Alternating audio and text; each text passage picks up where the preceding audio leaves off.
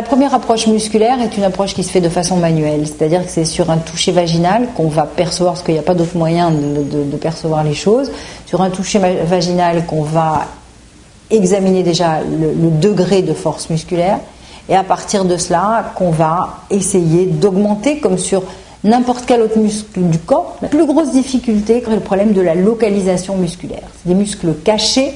Et la plupart du temps, aussi bien les messieurs que les dames ne savent pas aborder cette région, n'ont pas une perception très fine de cela. On a des techniques instrumentales qui seront de l'électrostimulation, qui se fait sur une sonde qu'on met dans le vagin ou dans l'anus suivant ce qu'on a besoin de faire. Chez les messieurs, la rééducation se fera par voie anale.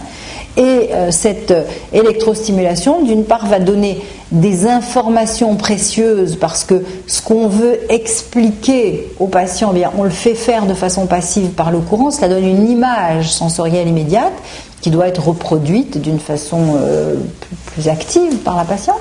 Et on va se servir aussi de l'électrostimulation pour certains rôles qu'on lui connaît, qui sont des rôles de renforcement sphinctérien et des rôles aussi de diminution de l'excitabilité de la vessie.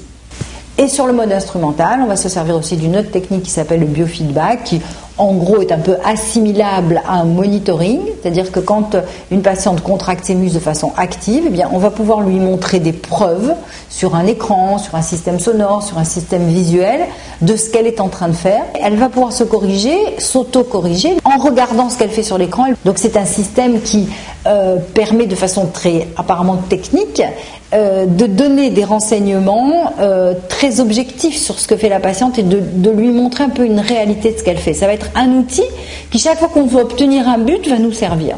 D'une façon générale, si la rééducation est bien pratiquée, 10 à 15 séances suffisent pour qu'on obtienne une amélioration, voire une résolution des fuites urinaires. On a à peu près 60 à 70% d'excellents résultats qui sont à maintenir et qui sont à maintenir dans le temps